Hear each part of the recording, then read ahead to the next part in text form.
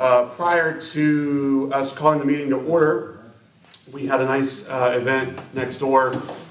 We are coming to you, for those of you who are joining us on Facebook and on Channel 3. We are down here at the Public Safety Complex at the Fire Department. And the reason for that tonight is, one, we just haven't had a meeting here for a while, and two, we had a little event next door to serenade our brand new fire truck. We've been a little over a year, actually maybe even almost 2 years in the making of a brand new engine for our city fire department. And so this will join our fleet. We sold 2 fire engines a couple of years ago to create the down payment for this. And today, around about 10:30, it rolled into Buchanan from Columbus, Ohio. And they've been working on it all day, getting it all outfitted with all of our equipment. And so just a few moments ago, council and the fire department enjoyed the community members coming out to check out our new engine. So we're happy to have it in our rolling stock, and it just adds one more piece of service that we provide to the citizens of our community. So we're thrilled that it's here, and I want to thank members of council who supported us acquiring a new fire engine, and thank Amby Jenkins, who's come up here real quick for helping us make sure that we've got securing the financing for that apparatus. So with that, we'll call the meeting to order. We will observe our traditional moment of silence, followed by the Pledge of Allegiance.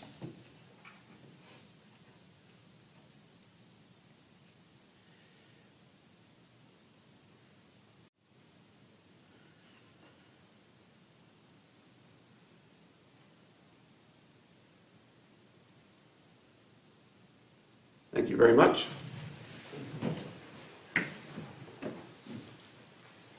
I pledge allegiance to the flag of the United States of America and to the republic for which it stands, one nation, under God, indivisible, with liberty and justice for all. I know you don't see all of us up here this evening. We have a few members participating on the phone, and those include Jack Rigger and CJ Ryland. So just for the public's knowledge, we do have a quorum, so we are able to make decisions this evening. Also, before I forget, I want to thank Randy Sanders. This afternoon he came down and outfitted the room with all of our technology so that we can participate with GoToMeeting, and so that the folks on the phone and on Channel 3 and online can watch us even though we're not in City Council chambers. So thank you, Randy, for getting us all hooked up. We appreciate it very much. If I could give a shout out to Tim as well here at he was instrumental in making all of this happen as well. So please, Chief, if you would give him a thank you. Appreciate it. We do not have anybody who signed up to speak when the agenda was printed, but it looks like we do have our Executive Director from the Chamber of Commerce, Tammy Rigger, who would like to address council. Yeah, you marked yes. Okay. Well, now you're committed. Talking about the street sweeper. Chamber of Commerce appreciates street sweeper. My Buchanan, that'll be a headline tomorrow. Okay, so we do not have anybody who wishes to address the council this evening, so we will go right to our department reports, and first up is Mr. Arnold. I've already been told I have to come to the buddy. Yeah, it's a long walk from the back seat, isn't it? He's a good Methodist. That's where they all sit there. I told Randy it's like church. Actually, speak out. Right. That's exactly right. You got it. Fairly short report again tonight. I'm working on planning, project planning and budget, department budgets, what I've been mainly focused on the last couple of weeks. The line crew 1 in sewer has completed the first phase of the Wilt-Taransky project over at Vicksburg, and the maintenance crew assisted the electrical contractor with testing the transfer switches at the pump stations where the new FEMA generators will be set. Water, the distribution crew has been working on remodeling the carbon feeder room and rebuilding the carbon feeder. I know they've had a couple of leaks that I'm sure folks have seen, one particularly on Camden Avenue. that we worked last week. Waste Department, we're still working on moving the maintenance shop over to the new facility. And under engineering, Jay, the FEMA generator hazard mitigation grant number 2, the water treatment plant generator has been installed and awaiting final connection. And I will say, one side note to that is the generator that is there now will get repurposed to the new street waste garage facility out there. So that'll be our backup for power. So just to recycle that generator, it's still functioning and has been maintained. So that'll be our backup power. Also, the electrical connections and final inspections at 9 of the 11 sanitary sewer lift stations have been completed and approved, and the final 2 sites were to be addressed this week. The generators for the 5 major sanitary sewer lift stations are scheduled to arrive the week of March 13th, 2022. And I know those generators are stretched all the way through the end of the year. Everything, like everything else, it's very slow to get here. The local flood protection project, on the Corps of Engineers flood protection project, Jay resumed the review and revision of the project bid package and currently reviewing and updating property owners along the project areas. Numerous tracts have been sold. And under FEMA community assistance visit, he's preparing for FEMA's visit to Buchanan in late May 2022 for the FEMA required community assistance visit. And that's all I have, Mayor, unless there's questions. Any questions for Jerry Arnold? Okay. Thank you, sir. Thank you very much. Appreciate it. Have a good evening. Thank you, Jerry. Okay, next up is Finance Director and Beryl Jenkins. Hello, my report's short. I'll give you your balances for your enterprise funds for January 31st, 2022. Waste Collection Board, money market and checking, $1,012,835. CD at $58,536. Water Board, money market and checking, $448,374. They have working capital and savings of $871,000. Sanitary Board, money market and checking, $690,937. Working capital of $457,000. And the Stormwater Fund is at $149,434. Like Jerry, much of my time has been spent preparing the General Fund fiscal year budget ending 6/30/2023. The police, the street, the fire, and Stockbridge supervisors have given me their information, so I'm compiling all that and entering it into the format that most of you are accustomed to, and we'll begin those working sessions, as you already know, February the 25th starting at 9 a.m. and March the 2nd at 4 p.m. We did firefighter testing here, took place here last Saturday, and I learned about 3 hours ago that all 4 candidates that took the test passed. So that was exciting.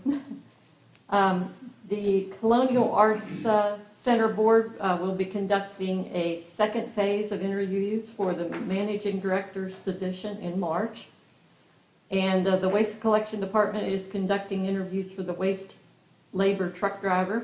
Sewer Department's conducting interviews for the Sewer Department labor pipe layer. And then, as a reminder, the Police Department is also still taking applications for a police officer until February 25th.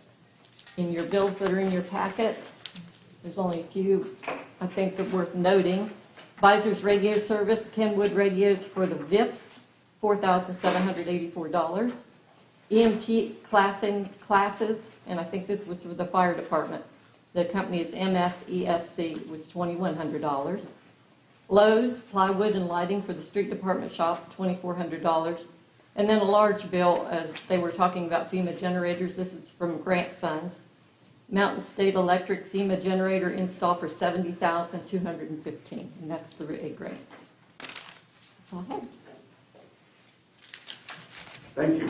Does anybody have any questions or comments for Andy? She's been very busy. We've been talking about budgets, so we will be getting budget information out to council very soon, and she noted our first meeting is on the 25th. Okay, next up is Police Chief Matt Gregory. So is everybody's report tonight short? Yes. Well, it was. Are they just trying to set the pace, maybe? And I need to take a hint? Yeah, Okay. that's why you're third. I got it. I'm a quick learner. So I'll just hit the highlights on the annual report that you all have in your packet. Then expand just a little bit on some of the additional. You'll notice that it's a little more voluminous than what it has been in years past, and a lot of that has to do with really the reach of the police department in terms of first and foremost our COIA accreditation and all of the extra reports that we have to do for that, but also our involvement with the task force as well as VIP. So I'll hit on those here directly. Just hitting on the highlights, as in years past, the report looks at a 3-year overview of activity, and the activity covers everything from law enforcement hours, how each officer breaks down what they do on their shift, everything from road patrol to criminal investigations to testimony in court. It also looks at the statistical side of our work product, everything from calls taken, reports taken, as well as arrests and citations that are issued. Again, there is a 3-year overlook for each of those categories. When you compare it last year to the last preceding 2 years, you will find that the statistics are either on par with where they've been or just a slightly lower for last year.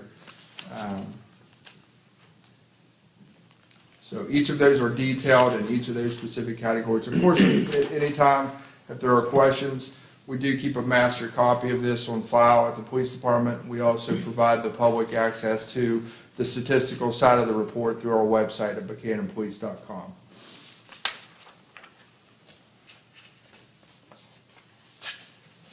Moving on to past the statistical side of the report.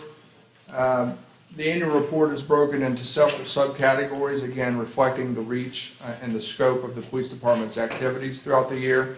The first of which are the activities of the Mountain Lakes Drug and Violent Crime Unit. This report is provided to me by the task force commander at our first meeting of the year, and this reflects the statistics of the entire year of 2021 for the entire task force. So don't read this and misunderstand that this is just the city of Buchanan. The task force is made up of the Buchanan Police Department, the Upshur County Sheriff's Department, the Lewis County Sheriff's Department, and the West Virginia State Police. Part of our task force, at least part of the early part of last year, we also had Braxton County Sheriff's Department and the Philippi Police Department in our task force as well. Task force is also engaged in activities in the surrounding region to include Webster and Clay counties as well. So again, this is regional. Certainly this very much includes the city of Buchanan, but it's not just the city proper, it's the region. And really that's reflective of the drug issues. I've said this many times in the past. It doesn't know boundaries, thus the reason for the task force to be a force multiplier and to address these on a regional and a wider basis instead of just focusing on an isolated issue. You'll notice that in the task force report there's a substantial amount of drugs that were seized in operations throughout last year, as well as a substantial amount of drug value from seizures. There was just a little over $250,000 of drugs seized in our region last year, and a little over $80,000 in property that was seized. And that's quite significant for a rural community, rural region. The next subcategory that I provided, this is the first full year that we've had a canine unit with the city of Buchanan. And our canine handler, Sergeant William Courtney, utilizes software that is able to track all of the activities of the K-9 unit, everything from training, the specific types of training, all the way up to the various deployments. Again, as you recall, K-9 Eros is a multi-purpose K-9. He is trained in not only drug detection, but also tracking. So the deployment summary is reflective of the activities of the K-9 unit for the year of 2021. A lot of his activities were directly connected to some of the activities that are also reflected in the task force. So what started in the field at the patrol level led to larger investigations that were picked up by our task force officer and handled on a broader scale through the task force. They were able to develop into much more serious cases. The K-9 unit alone seized over $26,000 in drugs. And I would call that a very successful first year for our K-9 unit. The next few reports after the deployment summary are reports that we file with CALEA each year. Some of these reports include the use of force analysis. The analysis looks at all of the use of force incidents by the City of Buchanan Police Department for the year 2021. And breaks it down from type of force used, the circumstances by which it was used, and it's not just a statistical report to CALEA. We actually have to analyze the data looking for any trends, patterns, or any training issues. So you will find that beyond the charts, beyond the raw numbers, we do write an analysis of these numbers and submit those to CALEA. To summarize, our analysis is that we believe that use of force is being used appropriately, and a lot of that hinges upon our training, as well as our CALEA-approved policy that focuses on de-escalation, which has become a major part of our training. And I think that's indicated specifically in the analysis. The second analysis is a bias-based profiling analysis that we submit to CALEA. This looks at our traffic stop data, our citation data, as well as field contacts, what's known as a Terry stop. If you stop a suspicious person in the field and investigate them for suspicious activity, we record that information, as well as asset forfeitures. We didn't have any specific asset forfeitures through the City of Buchanan last year, and it goes back to the task force report. We handle a lot of our major asset forfeitures through the task force now. We also conduct a post-pursuit report analysis. Again, looking at the raw numbers. There were 6 pursuits in the City of Buchanan last year. And again, we analyzed the data looking for any trends, patterns, of which none specifically were found.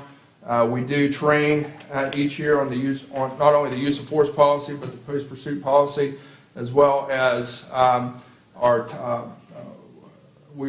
units are equipped with tire deflation devices. We are trained on the policy as well as practical application of that each year here in our, not only in the classroom, but in our parking lot for practical application.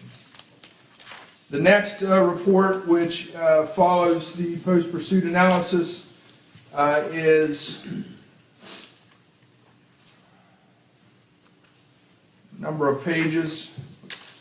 The next 16 pages is what's known as a Simmers report. You may have recalled that I've alluded to this in the past, that once you are accredited, and this is the status of an accredited agency. We didn't have to file these while we were in self-assessment, but now that we're accredited, we have to file 2 different versions of Simmers reports with CALEA. The first of which is the statistical report, which takes a lot of the stats that are reflective in the annual report, but also looks in more detail. So it looks at everything from not just your crime statistics, your use of force and your pursuit statistics, which are reflected in our analyses, but it also looks at our human resource activities from everything from complaints that we've received on personnel, as well as hiring and promotion data. That's all reflective in the Simmers statistical report. This is a full calendar year, so I run this in conjunction with the annual report. This is submitted to CLIA every January. And all those specific categories that I mentioned that CLIA looks at, and these are parameters that are utilized to ensure your continued compliance with your accreditation. So as we're assessed, our first web assessment will occur this summer in August. The Simmers report is the first thing that they'll start looking at, as well as our compliance files. They'll look at our proofs of compliance in addition to the Simmers report. That will occur every year during our web assessment, as well as on site every 4 years. So our next on site assessment will be in April of 2025. And we should have 4 Simmers reports on file with CLIA by that time.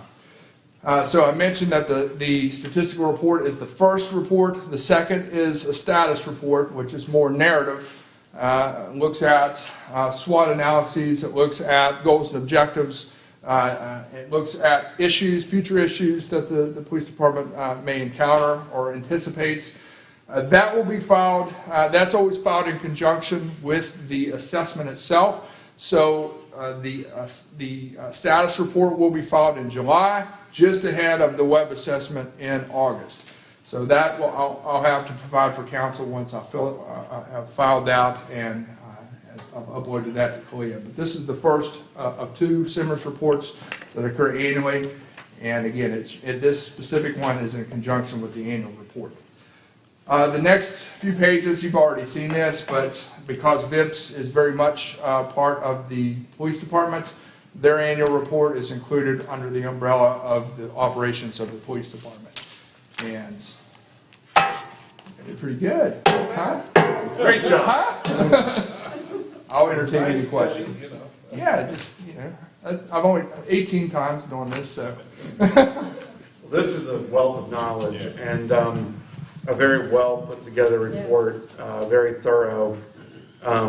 Statistically, I don't know if you agree with me or not, but I mean, I think we're doing pretty well. I think so. I was pleased with this report. I'm pleased with the statistics, just across the board, not just in the data from the crime-related statistics, but just all of the Simmers data, all of the analyses that we conduct. I'm very pleased to present this report. Now, do you, in addition to the Simmers report, do you include this entire report to the CLIA review board, or is it just what they request? It's just what they request. However, when they, specifically when an on-site occurs, you will create what's known as a resource table.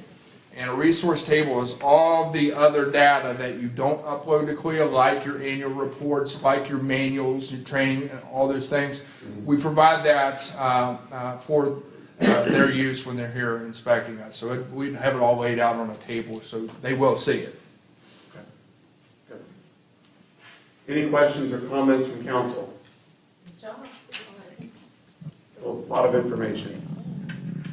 Thank you very much. Appreciate it.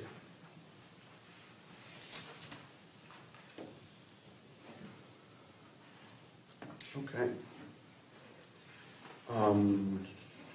Next up, we have City Attorney Tom O'Neill, who wants to give a brief report before we get into the strategic issues for discussion and or vote. Mr. O'Neill, can you hear us? I can. Okay. If you can hear me. I'm sorry I'm not there in person. I've been in Charleston the last few days and got back into town very late this evening. But before we get into the matters under strategic, I just want to update the council on one matter that's been pending for some time, and that is the opioid lawsuit that we are a party to.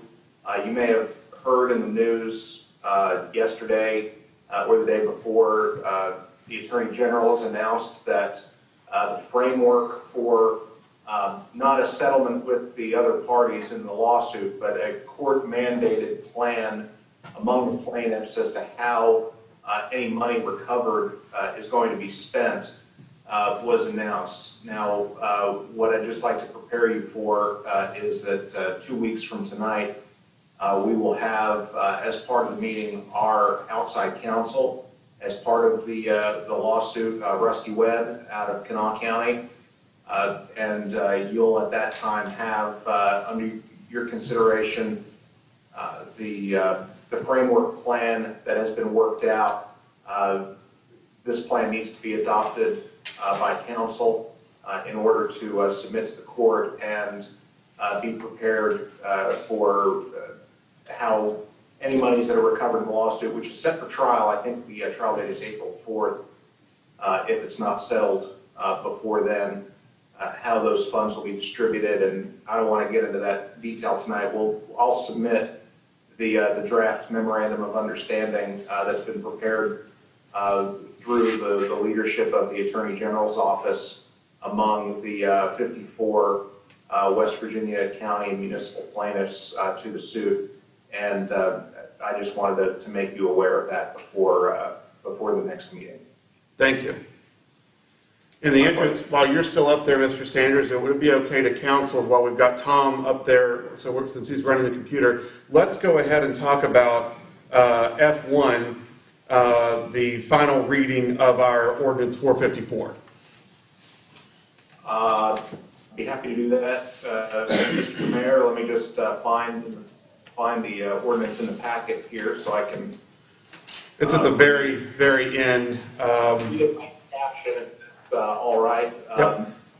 Mr. Mayor, the council has before it ordinance number 454 of the city of Buchanan providing for the prohibition of motor vehicle parking during certain times along routes of authorized parades within the city of Buchanan. This is the third of 3 readings, and this ordinance is up for final adoption tonight. Thank you, Mr. O'Neill. And for the benefit of Police Chief Gregory, I discussed some of the things that you and I had talked about this ordinance at the last meeting to clarify as we were going forward, and so that doesn't change anything in the language of the ordinance, so we're in good shape. And what I'm referencing, of course, is the parking on the streets where the parade would line up. This is just for where the parade would be put together and going through town. So this ordinance has passed its first 2 readings unanimously. I would entertain a motion that we, on third and final reading, that we accept and adopt Ordinance 454 as presented by Mr. O'Neill. So moved. Motion by Sheila, second by Jack. Okay. Sorry, Randy. That's all right. Sheila and Jack. Sheila and Jack. If there's no further discussion, I'll call for the question. All those in favor, please signify by saying aye. Aye. Aye. Like sign opposed. Motion carries. All right. Thank you. I thought it would make it easier so you wouldn't have to play Excellent, yeah. Vanna White back and forth. So. Thank you. All right. Council, in your packet, there are several items under correspondence and information. We've got a letter from the Office of the State Fire Marshal approval of the boundary changes by the Buchanan, Elmore, Warren District, and Washington District Fire Departments. If you'll recall, a big piece of our fire department's accreditation process was clarifying some boundaries with the departments that immediately surround our fire department here in the city of Buchanan. So that has been signed off on by the State Fire Marshal. We've got a couple of news releases from Mr. Sanders. As most folks, I assume, have seen by now, last week began the demolition of the 23 through 23B East Main Street properties. That is the corner of East Main Street and South Spring Streets downtown. That is the building that suffered the fire back on October 5th. So that process has begun. And there have been several photos, and a news release is included. Also, vacant structure. We had a structure fire over here near the 88 and Bicentennial. That was a news release done on that as well. That was last week. We have a notice of special joint working session. We've been highlighting this the last couple of meetings. That is coming up Wednesday on 2/23. That's going to be at 7 p.m. It's going to be in City Council chambers. That is with City Council and the Planning Commission, where we are going to focus completely on parks and recreation and highlighting priorities and what we want to see out of our parks as we go into spring and through the years ahead, how we want our parks to look for our citizens.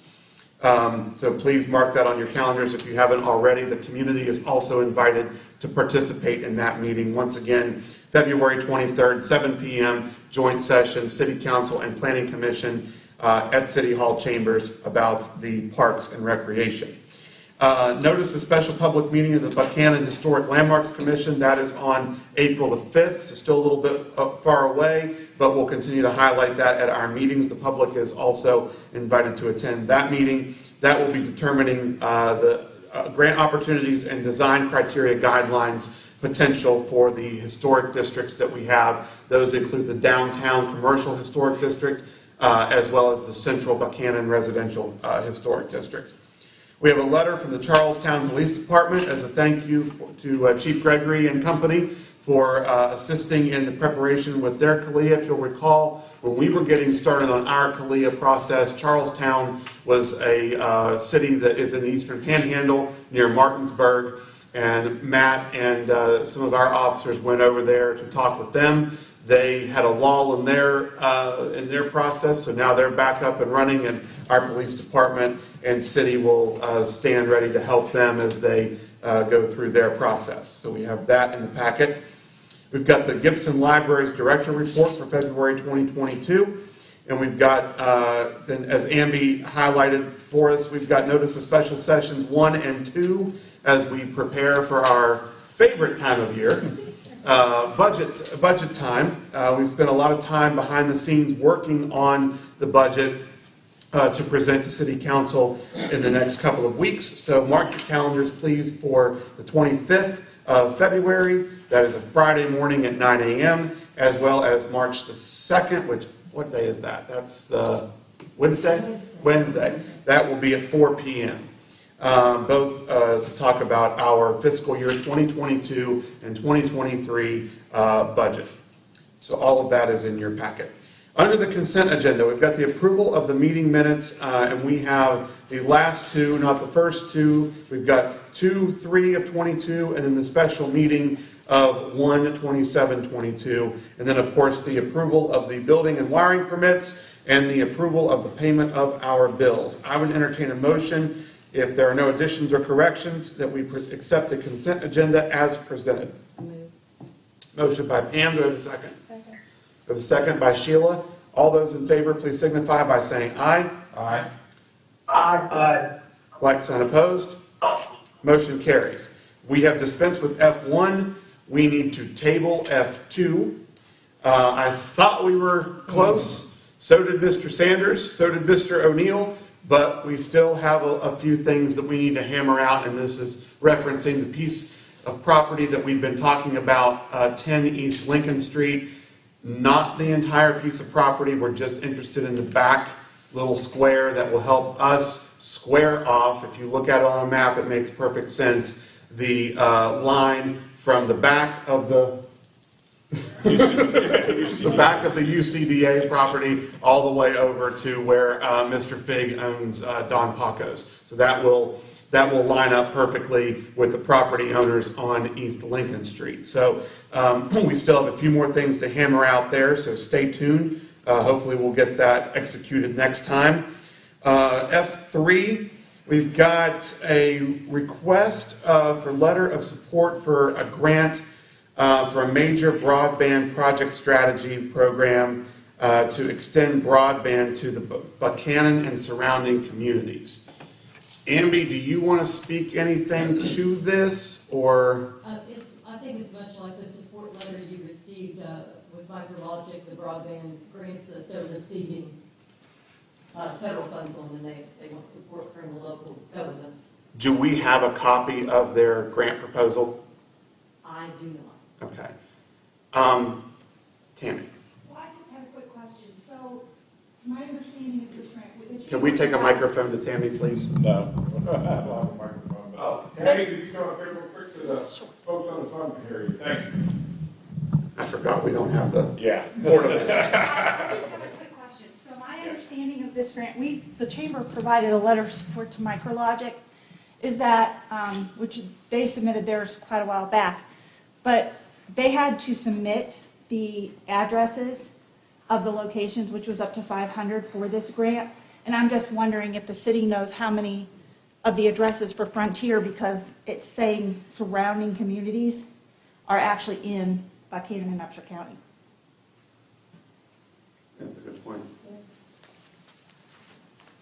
I'm just wondering, I mean, because Micrologic is a hometown company who has made major investments in this community, both in Buchanan and in Upshur County and the countryside around Buchanan. And I'm just asking, maybe Mr. O'Neill may want to weigh in on this, do we see any potential conflict of interest or anything that we should, because we supported the Micrologic campaign grant, is this something that we should do as well, or does it counterproduct what we did for Micrologic? There's nothing in our support for Micrologic's grant application that would restrict the city's ability to offer similar support to other applicants. In other words, the council is not bound to only support one application. In fact, I might suggest that if the city were to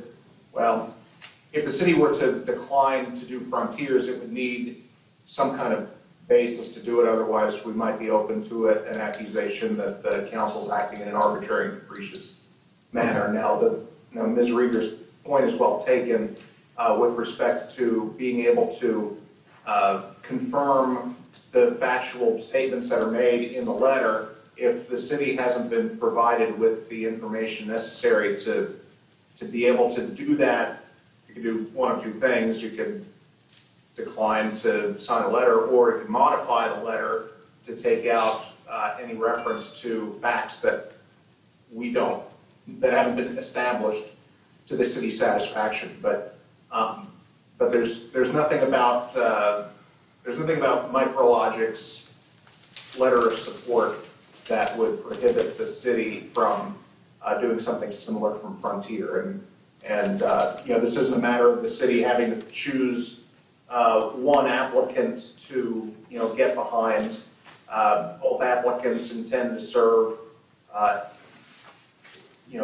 city and its surrounding areas. So you can.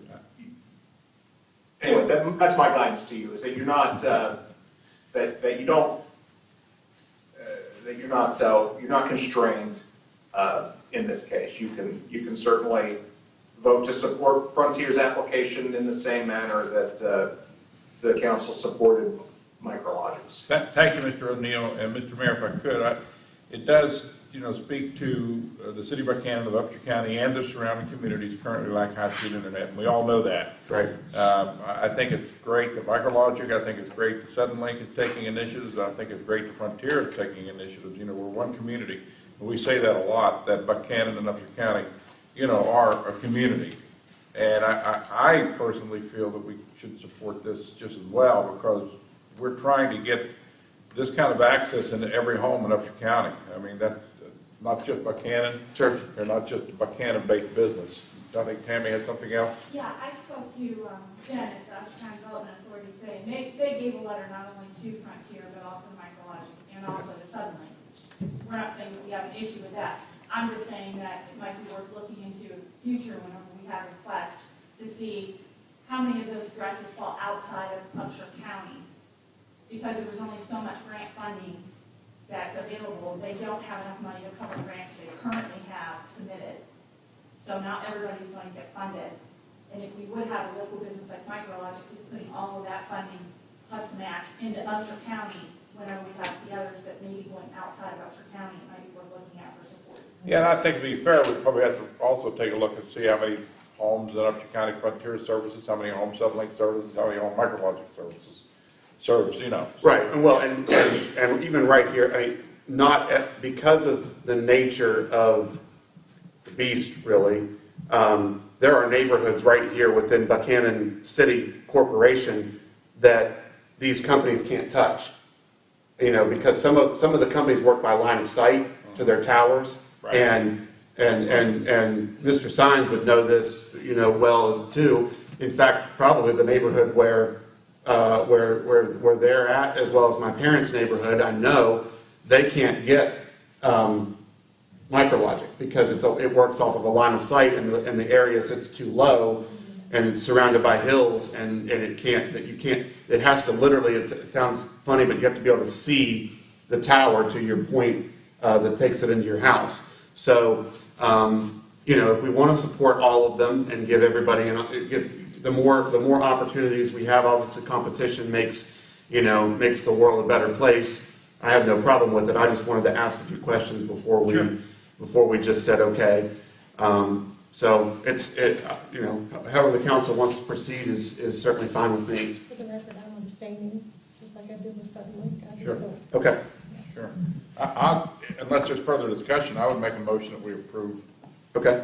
this letter of support. So we have a motion by Mr. Sanders and a second by Pam. Is there any further discussion? Hearing none, we'll call for the question. All those in favor signify by saying aye. Aye. Aye. Like sign opposed? Motion carries. With Mrs. Yeah, that's right. Thank you. Finally, we have received another request for a letter of support, and this is for the nomination. This is from the Upshur County Board of Education, from Dr. Stankus. They would like us to have a letter of support for the nomination of Art 26201 as the West Virginia Governor's Arts Award Organization of the Year. And they have provided some information in the back of the packet for us to review. The deadline is tomorrow. I think it's great that we would want to nominate and see success with one of our organizations that's right here in Buchanan and done a lot of great work up until this point. So they're requesting us to, this does not tie the city obviously to anything financially. This is just similar to what we just did with Frontier and with MicroLogic. This is just expressing a letter of support that our hometown supports our hometown organization as an award recipient from the governor's office. I'll move to approve. Okay. We have a motion by Mr. Sanders. We have a second by Mrs. Sines. Is there any further discussion? Hearing none, I will call for the question. Oh, sorry. Sorry, I just have a quick question. Did the Board of Education submit a proposed draft letter, or is this something? We have a sample. Yeah, we have a sample. Yeah. Is it in the packet? It is not in the No. packet, no. Okay, but there is a proposed letter. Yeah, Okay. makes life easier. Well, I have a comment.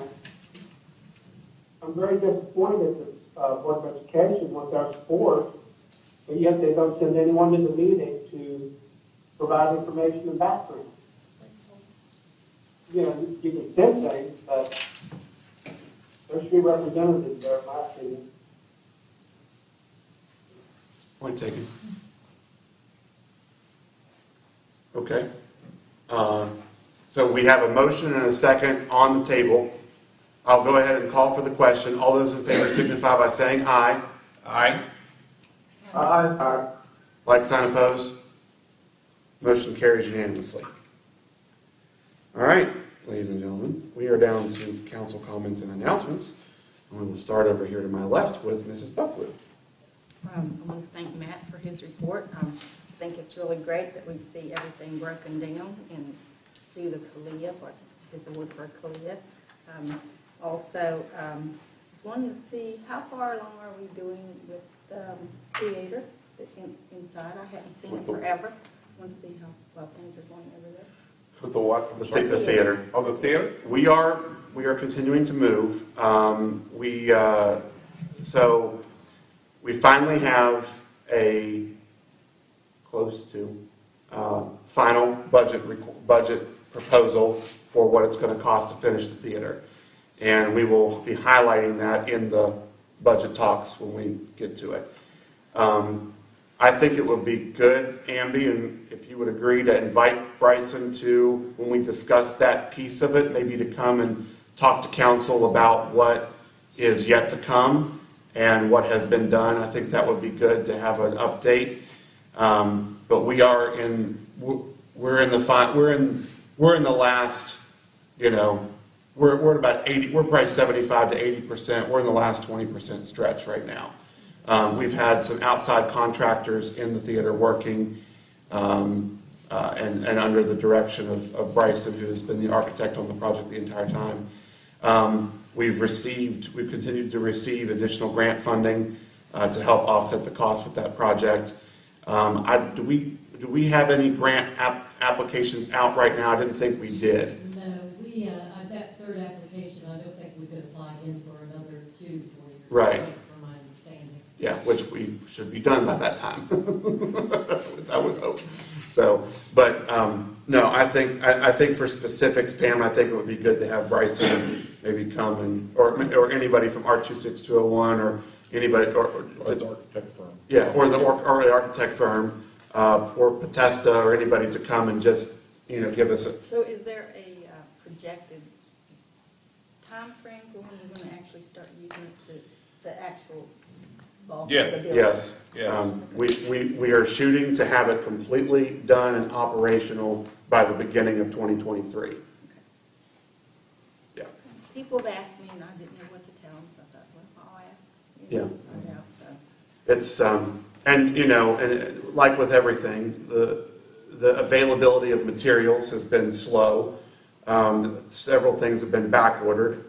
I mean, my poor truck, I hit a deer in November, and I'm still back ordered on a few parts and trying to get it fixed at Ford Garage. I was hoping for January, then hoping for February, now I'm hoping for March. So I get the name of the deer just for the minutes. No, I'm sorry. But Bucky did a really good number on the side of It my. must be the same one that ran into my sister's park. Bad enough to hit a deer, but Let me then thorough. you hit a buck deer because then the antlers just scratch up the side of your deer. But anyway, so no, point taken, Pam. I think we'll have we'll definitely invite Bryson to come and give us a specific update. So Okay. All right, that's all I wanted. okay. On the phone we have one Mr. C.J. Riley. CJ.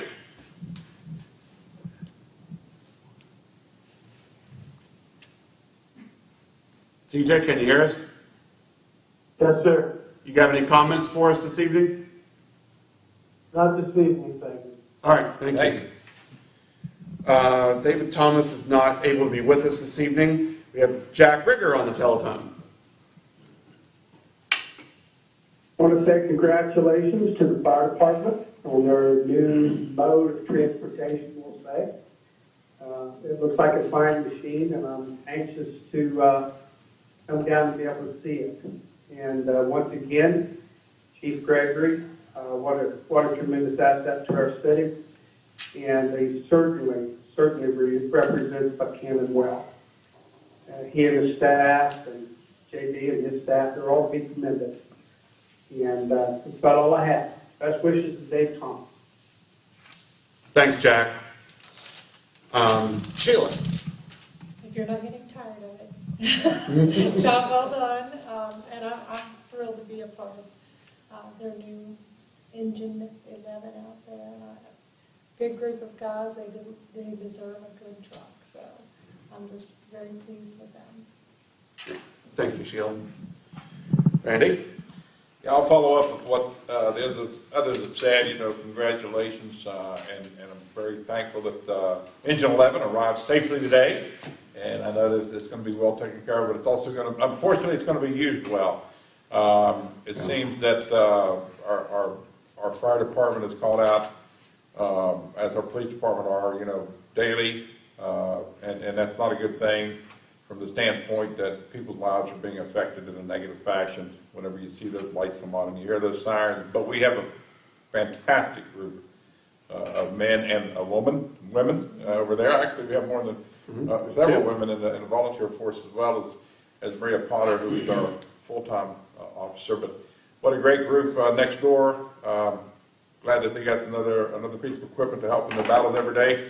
Chief Gregory, thank you so much for your thorough report. We're very proud of all that you've done and what you've established through CALEA and just through your leadership. And please, once again, give Tim Smith my thanks. He was very helpful today in setting this up, making sure that we can broadcast from this training room here at the safety complex. This is really an asset to the community.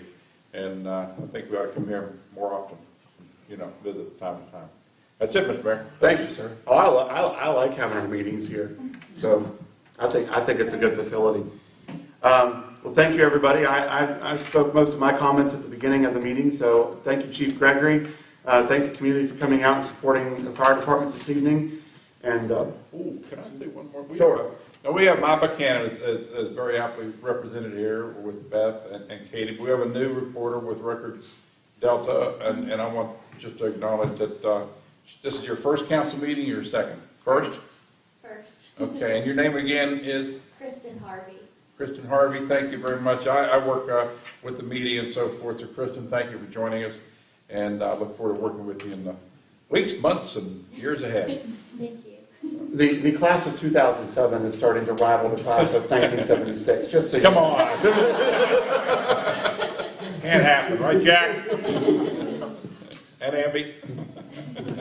Kristen and I graduated together, so it's great to have Kristen here covering the meetings. And she was at French Creek a couple weeks ago for Groundhog Day, so she and I got to catch up there. So welcome, and we'll look forward to good stories. Oh, thanks Rodney too, and Dennis and the crew Channel 3. Yeah, thanks for being here. Yeah, we oftentimes forget to thank Channel 3 for coming down to and Rodney and Dennis for broadcasting our meetings live here for us so many evenings. So we appreciate them very much.